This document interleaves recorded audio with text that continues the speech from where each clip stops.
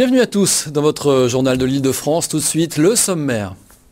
Des maisons sans permis, le phénomène se développe. Les habitants réclament le droit à la souplesse en temps de crise. Les maires s'inquiètent. Enquête en Essonne.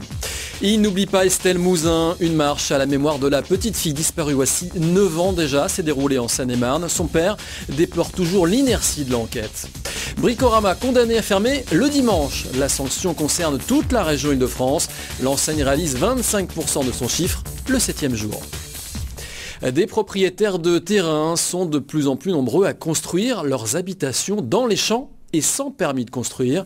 La plupart du temps, les élus contestent, mais certains habitants estiment qu'il existe 2 poids 2 mesures. Certains obtiendraient des autorisations et pas d'autres. Exemple dans l'Essonne avec Audrey Coll de Téléessonne. Ce sont d'anciens gens du voyage et ils ont décidé de changer de vie. La caravane reste dans un petit coin du jardin et ils vivent désormais dans de coquettes maisons avec de grands jardins. Leur erreur est ce qu'il aimait hors la loi, avoir bâti leur logement sur des terrains agricoles inconstructibles. La mairie leur refuse donc tout branchement à l'eau et l'électricité. Il est hors de question qu'on régularise ces situations, parce que bien évidemment, à partir du moment où on régularise, eh bien, ça va engager une véritable avalanche de nouvelles constructions et on va être complètement débordé. Donc en ce qui concerne la politique que nous menons ici à l'INA, est une politique respectueuse de la loi. Nous n'allons pas au-delà de ce que nous permet de faire la loi. Le maire met en avant une volonté de protéger les terres agricoles pour participer à l'équilibre écologique. Sur le terrain, on constate pourtant de nombreuses incohérences. D'abord la viabilisation des terrains grâce à la construction d'une route goudronnée, des maisons parfaitement raccordées mitoyennes avec d'autres, sans eau ni électricité, et des habitants interdits de loger, mais à qui on demande de payer les impôts fonciers et locaux. On nous passe au tribunal, comme quoi qu'on n'a pas le droit, mais alors pourquoi qu'on paye des impôts sur le terrain et qu'on nous dit qu'on n'a pas le droit ? Alors là, je ne comprends pas. On nous prend de l'argent, mais il faut que vous cassez, parce que vous n'avez pas le droit. Mais on paye des impôts. Je trouve ça aberrant. Je trouve ça, c'est pas logique. Certains habitants disent vivre à Linas depuis 50 ans, parlent de terrains en jachère, cultivables certes, mais pas cultivés. De l'autre côté, le maire ne souhaite pas abandonner et veut avant tout faire cesser le trafic illégal avec des donations fictives de ces terrains inconstructibles. Il n'oublie pas Estelle Mouzin. Une marche à la mémoire de la petite fille, disparue voici 9 ans, s'est déroulée en Seine-et-Marne. Son père déplore toujours l'inertie de l'enquête. Il demande par la voix de son avocat que le tribunal de Meaux soit dessaisi de l'affaire. Pierre-Antoine Auger de Canal Coquelicot était présent sur place. Qu'il ne faut jamais lâcher. Et je crois que nous ne lâcherons rien.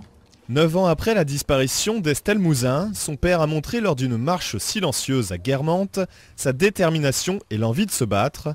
Même si l'enquête reste au point mort, la famille et les membres de l'association espèrent toujours des indices pour retrouver la petite Estelle. Et cette marche silencieuse permet de remobiliser tout le monde. Si on ne faisait pas cette commémoration entre guillemets de la disparition d'Estelle, je crois que ça s'effilocherait. Donc quelque part, Estelle, elle tient l'ensemble du dispositif, même si elle n'est pas là. Je crois que symboliquement c'est important. De nombreuses pistes ont été suivies lors de cette affaire, sans aucun aboutissement. La famille et leur avocat, maître Didier Seban, sont en colère contre la justice, en dénonçant la lenteur et le manque de moyens mis en place.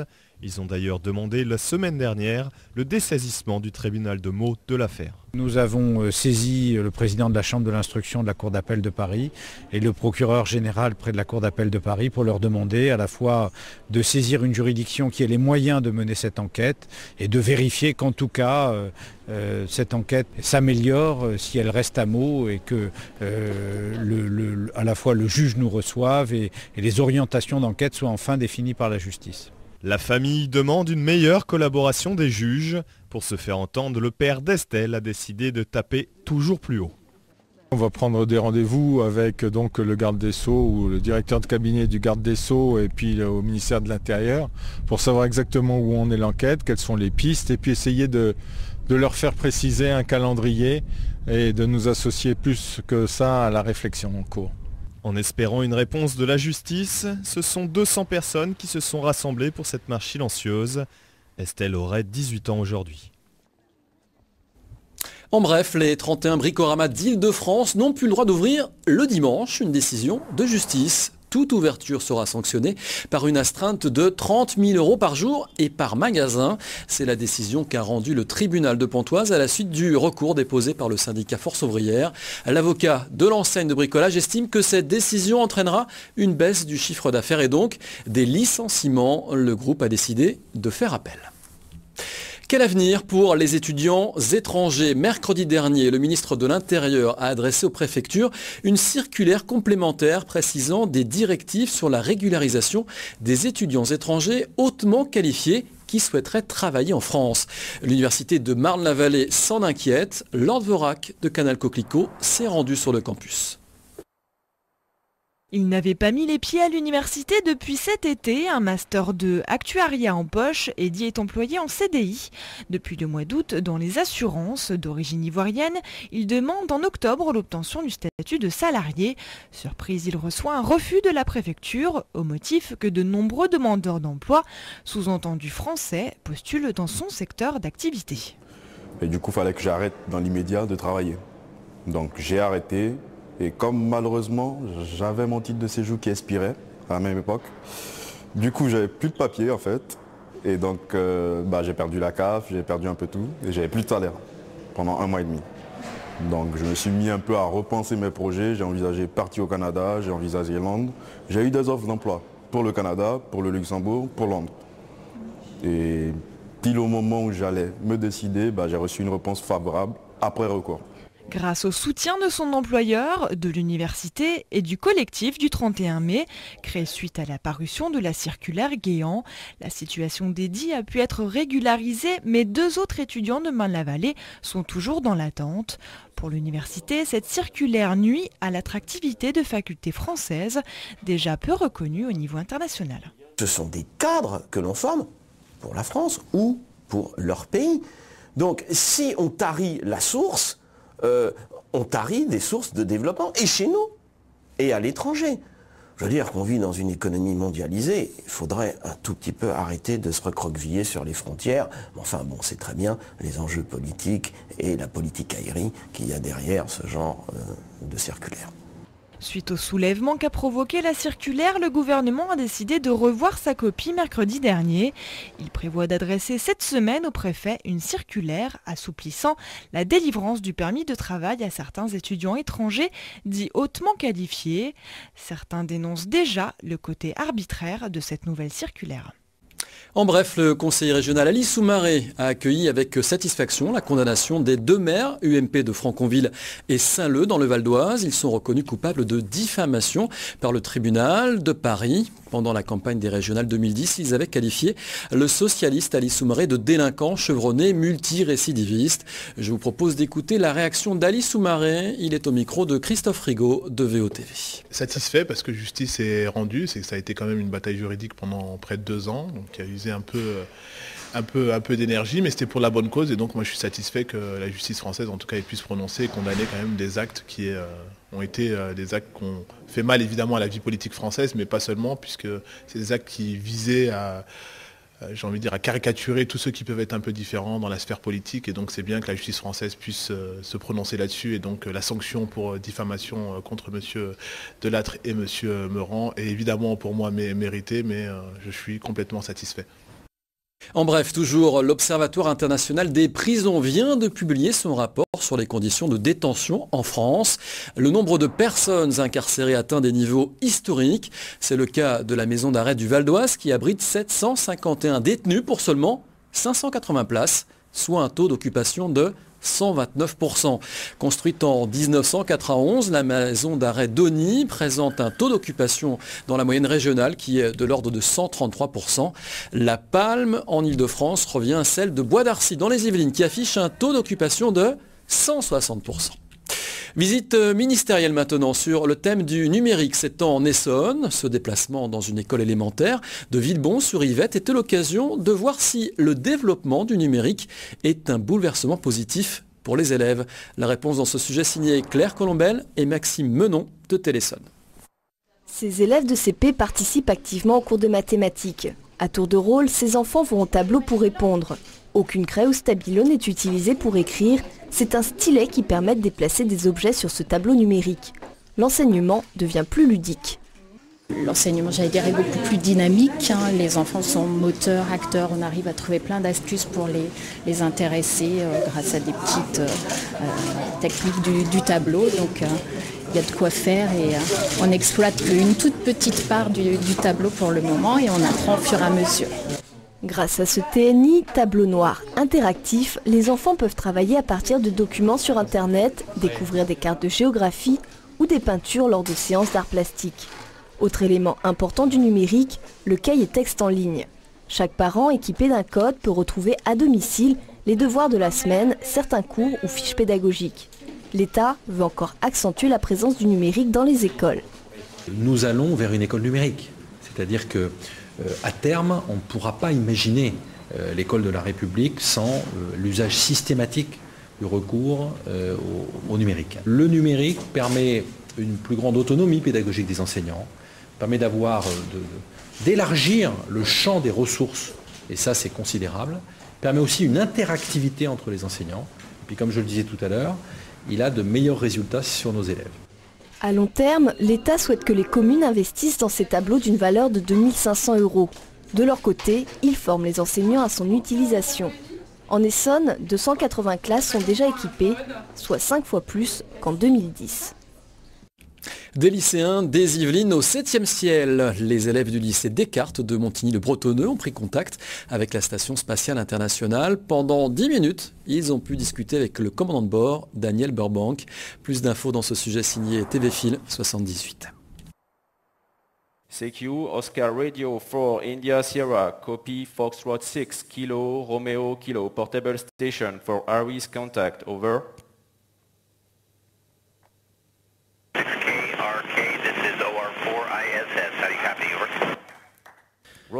Après quelques grésillements et un peu de silence comme dans tous les bons films à suspense, le contact avec la Station spatiale internationale a été établi avec succès ce jeudi 9 janvier à 11h10 précise depuis le lycée Descartes à Montigny-le-Bretonneux.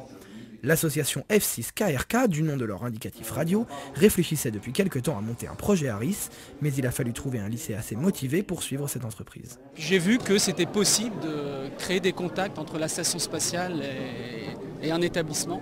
Et donc tout de suite, je me suis dit, vraiment ça c'est quelque chose qui devrait les passionner.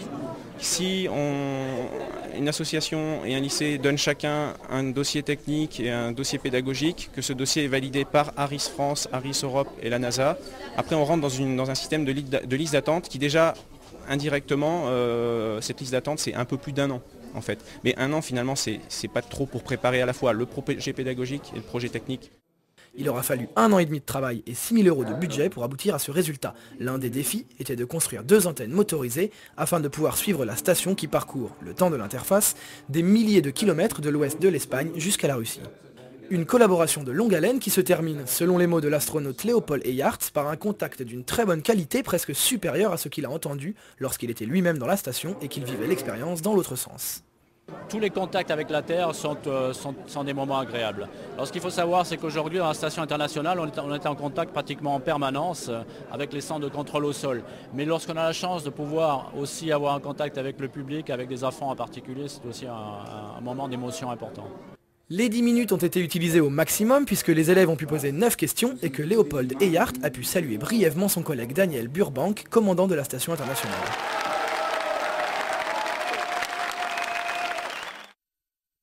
Sursis pour l'imprimerie Delio de Corbeil dans l'Essonne. Elle vient d'obtenir un nouveau report pour boucler ses négociations. Les salariés estiment avoir réuni près d'1 million d'euros pour mettre sur pied leur projet de société ouvrière.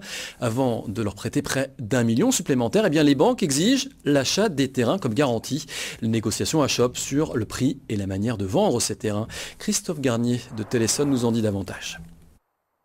Les salariés d'Elio ont jusqu'au 6 février pour trouver 900 000 € supplémentaires et boucler le financement de leur projet de société ouvrière. Les banques n'accepteraient de leur prêter cet argent que si les terrains peuvent servir de garantie. Or, ils sont aux mains des créanciers qui veulent profiter de cette vente pour se rembourser. Hier, les salariés ont proposé de les racheter 250 000 €, mais les créanciers en demandent 500 000, payables dans 3 ans si une promesse de vente est signée immédiatement. Les salariés réclament la propriété immédiate des terrains pour s'en servir comme garantie et ils sont prêts aujourd'hui à les payer 500 000 €. On va essayer de trouver une solution pour pouvoir financer ces 500 000 euros. Alors certes, pas tout de suite, parce que le pouvoir financier des salariés qui sont à l'origine de cette reprise, il est limité. Mais par contre, sur les bénéfices de cette entreprise, on pourra financer un montant de 500 000 euros qui sera finançable sur plusieurs années. Un remboursement facilité d'après les syndicats par les 340 000 euros de bénéfices et 15 millions de chiffre d'affaires dégagés tous les ans par Elio. Autre contrainte, les 900 000 euros que les ouvriers estiment avoir réunis comme mise de départ. 400 000 euros viendraient d'une provision de l'ancien propriétaire, réunie pour faire face à d'éventuels licenciements, soit l'équivalent de 5 000 euros d'indemnité pour chacun des salariés. Aujourd'hui, les ouvriers réclament cette somme pour démarrer leur projet. Mais le liquidateur refuse de mettre ses fonds à disposition tant qu'aucun accord n'aura été trouvé pour la vente des terrains. La politique sociale en réflexion en Seine-Saint-Denis. Une conférence de restitution du projet social départemental s'est tenue à la Bourse du Travail de Bobigny. Regardez, c'est un sujet signé Mathieu Canac et Cédric Donneville de TVM Est Parisien. Quel projet social pour la Seine-Saint-Denis en cette période de crise économique ? Le département a invité plusieurs personnalités afin de réfléchir à cette question. Un cycle de conférences a commencé début novembre pour se conclure le 5 janvier à la Bourse du Travail de Bobigny. Intellectuels, professionnels et élus ont participé à cette dernière réunion. Des pistes ont été proposées aux agents départementaux présents. Objectif, leur permettre de mieux faire face à la demande sociale croissante dans le 93. En Seine-Saint-Denis, on est un département dans lequel la proportion de personnes qui ont besoin du social, alors besoin des services publics, depuis la crèche jusqu'aux personnes âgées dépendantes en situation de pauvreté, ou qui ont besoin des aides, qui ont besoin du RSA, est énorme. Dans un contexte dans lequel la crise provoque des nouvelles formes de pauvreté, dans lesquelles les ressources sont de plus en plus rares.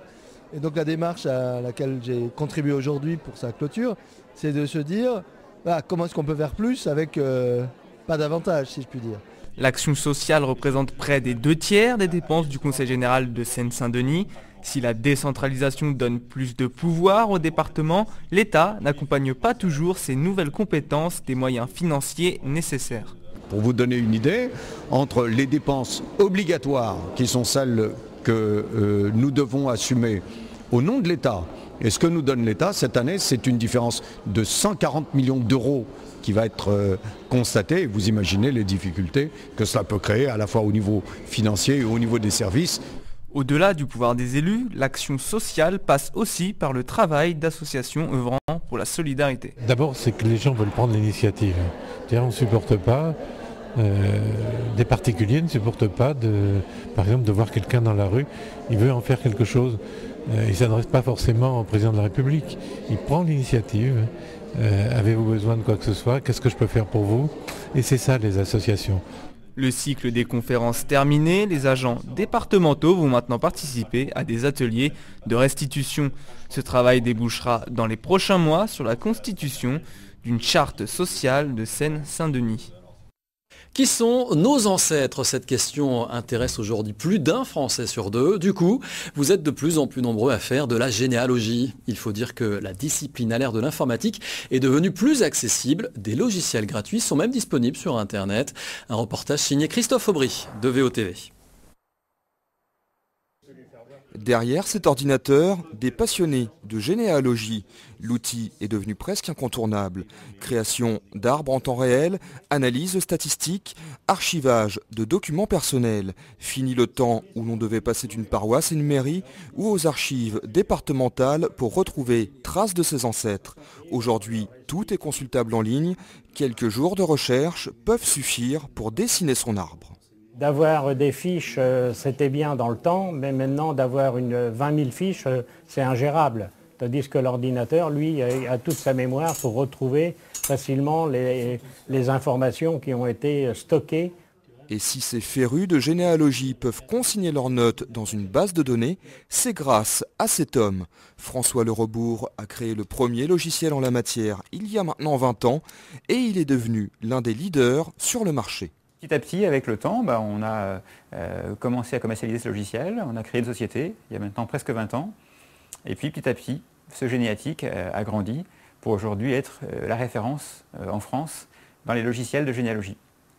Donc aujourd'hui, voilà, on a un logiciel qu'on installe, qu'on peut tester gratuitement, qui fonctionne sous Windows.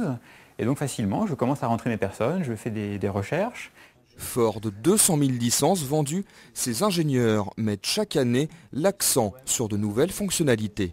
Le programme, conjugué à Internet et au réseau associatif, ont considérablement rajeuni la discipline.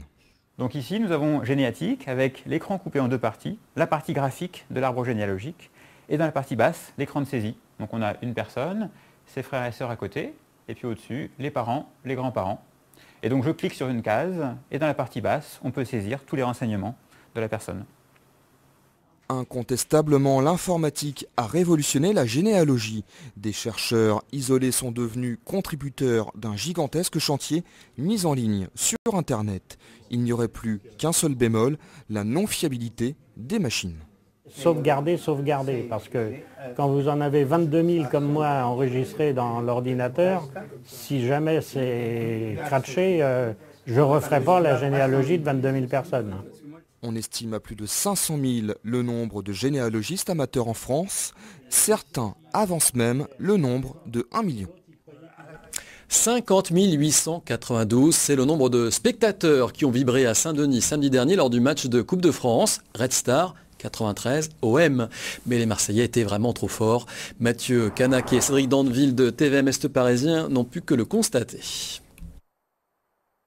C'est au Stade de France à Saint-Denis que les joueurs de Saint-Ouen devaient réaliser leur rêve le samedi 7 janvier, celui de vaincre l'Olympique de Marseille et de se qualifier ainsi pour les 16e de finale de la Coupe de France.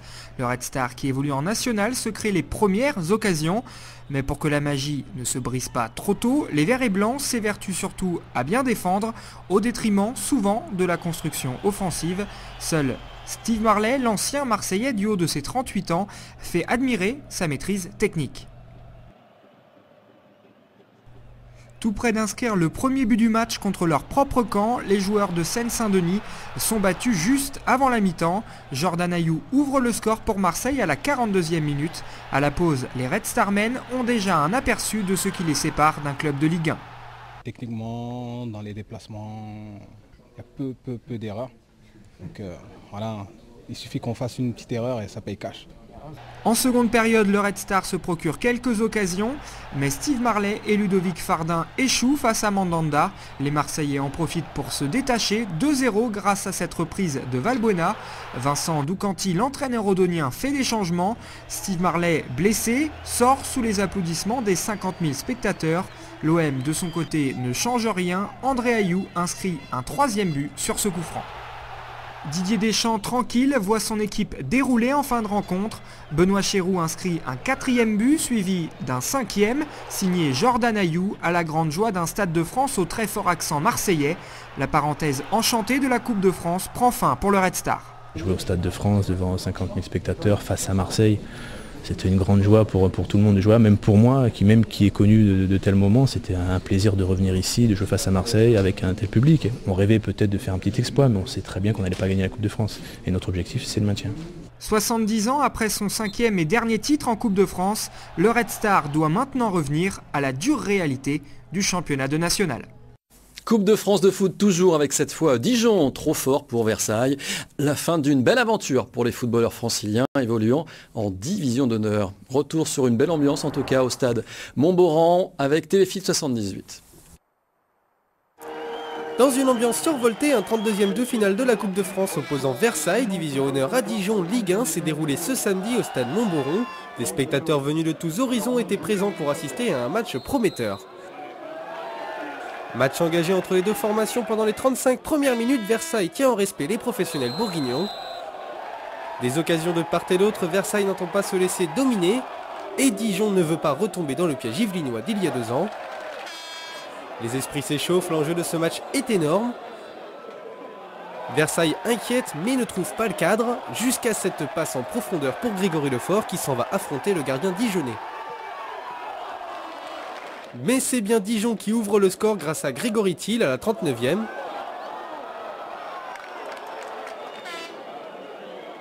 Deux minutes plus tard, Zakaria Diallo réceptionne ce centre et double la mise à la 41e. Retour des vestiaires et un troisième but dijonnais à la 50e de Christopher Jouffreau sur ce cafouillage du gardien versaillais. Décomplexés, les Bourguignons ont déroulé jusqu'à la fin du match, à l'image de ce but collectif à la 77e, Éric Botéac à la conclusion. 4-0 puis 5-0 sur ce corner et cette tête de Benjamin Cornier à la 82e qui lobe le gardien. Versailles sauve l'honneur sur ce pénalty tiré par le capitaine Grégory Lefort dans les arrêts de jeu. Score final 5-1 pour Dijon, une défaite logique pour Versailles, 5 divisions séparées les deux équipes. Ce qui est dommage, c'est que c'est plus sur des erreurs défensives, je crois, que sur une véritable démonstration d'une équipe de Ligue 1. Des erreurs à ce niveau-là, ça ne pardonne pas. On fait 3 erreurs, 3-0 tout simplement. Et puis devant, on manque d'efficacité. Il n'y a pas tout le temps des surprises. Et puis l'aventure a été belle et puis on en refera une autre ou d'autres. Maintenant, Versailles va se concentrer pleinement sur le championnat Division Honneur. Prochaine rencontre face à Montreuil, dimanche 15 janvier, au stade Montboron. Voilà, c'est terminé pour la Coupe de France et c'est terminé aussi pour ce journal. Je vous en rappelle le principal titre. Des maisons sans permis, le phénomène se développe. Les habitants réclament le droit à la souplesse en temps de crise. Les maires s'inquiètent. Merci encore de votre fidélité à suivre les programmes de Télif, la télévision de l'Île-de-France.